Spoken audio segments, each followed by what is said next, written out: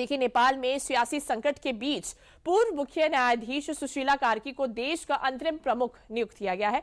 अब सवाल यह भी है कि नेपाल की अंतरिम प्रधानमंत्री सुशीला कार्की का भारत के प्रति रुख कैसा है। हालांकि सुशीला कार्की की पढ़ाई भारत से ही हुई है। सुशीला कार्की ने एक चैनल से बातचीत के दौरान भारत को लेकर एक अहम बात भी कही है। तो देखिए क्या कुछ कहा है सुशीला कार्की ने, आपको बताते हैं।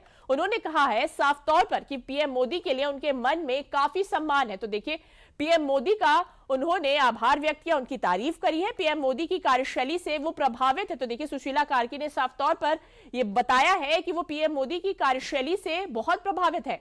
भारत नेपाल के लोगों के बीच बहुत अच्छे रिश्ते रहे और हमेशा ही रहे थे और आगे भी रहेंगे। भारत ने हमेशा नेपाल की मदद की है, हम बेहद करीब हैं। तो देखिए, सुशीला कार्की ने यह बड़ा बयान दिया। उन्होंने साफ तौर पर कहा है कि वे पीएम मोदी की कार्यप्रणाली से हमेशा ही प्रभावित रही है और भारत और नेपाल के रिश्ते हमेशा से ही अच्छे रहे हैं।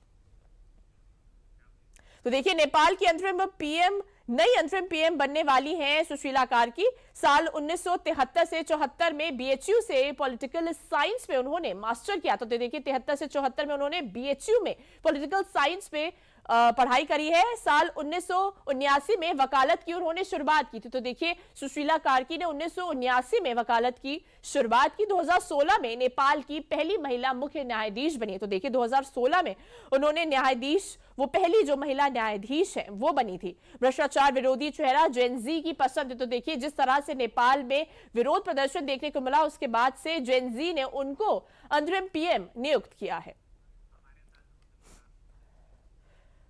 तो देखिए, इस पर अधिक जानकारी देने के लिए हमारे साथ राजनीतिक विश्लेषक रुद्र प्रताप दुबे जुड़ चुके हैं। रुद्र जी, जैसे कि हमने देखा है किस तरह से नेपाल में तख्ता पलट हमने देखने को मिला है। फिलहाल तो सेना ने नेपाल की कमान संभाली है और सुशीला कार्की को अंतरिम पीएम चुना गया है। किस तरह से आप देखते हैं उनके कार्यकाल को और सबसे ज्यादा उनके लिए क्या कठिनाई होगी? जो सुरक्षा व्यवस्था है, जो राजनीतिक उथल पुथल हुआ है, उसको सही करना या फिर आगे चुनाव करवाना?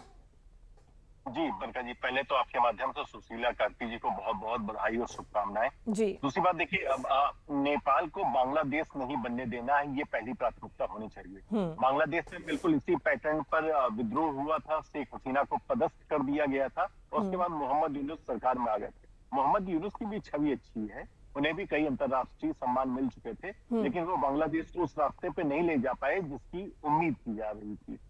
ठीक इसी तरह नेपाल जिस तरीके से अराजकता के मुहाने पे खड़ा है, मुझे ये नहीं समझ में आया कि भ्रष्टाचार के विरुद्ध शुरू हुआ आंदोलन कब खुद ही लूट में बदल गया। सुपरमार्ट में लूट हो रही है, सिंह दरबार में आग लगाई जा रही है, राष्ट्रपति भवन, प्रधानमंत्री भवन, संसद, सब जगह आग लगाई गई। तो नेपाल जिस तरीके से 2 से 3 दिन में अराजकता का शिकार रहा, मैं ये उम्मीद करता हूं कि सुशीला कार्की जी के आने के बाद में ये जनजी का आंदोलन शांत होगा तो कम से कम नेपाल एक शांति और स्थिरता की राह में बढ़ता हुआ दिखाई पड़ेगा। जी बिल्कुल रुद्र जी, जिस तरह से नेपाल में राजनीतिक अस्थिरता देखने को मिली है, इसका असर भारत में आप कैसे देखते हैं? क्योंकि देखिए, जो जिले नेपाल की सीमा से सटे हुए हैं वहां पर लगातार वहां पर भी ऐसी खबरें आ रही है कि आगजनी हो रही है और जो प्रवासी है वो वहां पर जा रहे हैं।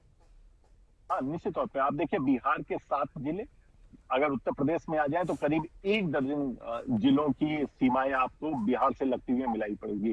पूरे पूर्वांचल से लेकर रुहेलखंड तक के इलाके, लखीमपुर, पीलीभीत से लेकर गोरखपुर और तमाम ऐसे इलाके हैं जो नेपाल के साथ सीधी सीमा को साझा करते हैं। रुपेडिया के बॉर्डर के पास तो 6 किलोमीटर का सिर्फ फासला था जहां पर आगजनी हो रही थी। तो देखिए, नेपाल का पूरा प्रभाव भारत पर पड़ता है। 60% व्यापार है उसका भारत के साथ, और वो एक कहावत है कि रोटी और बेटी का संबंध है। माता सीता की जन्मभूमि नेपाल को बताया जाता है। तो इतना प्राचीन, ऐतिहासिक और आधुनिक संबंध होने के बाद नेपाल की हर स्थिति से भारत प्रभावित होता है। हालांकि इस गतिविधियों को भारत बहुत शांत होकर देख रहा है और मुझे लगता है लोकतंत्र की हर बहाली की हर कोशिश को भारत अपना समर्थन देगा। जी रुद्र जी, आपसे अनुरोध है कि आगे की खबरों के लिए भी हमारे साथ बने रहिएगा।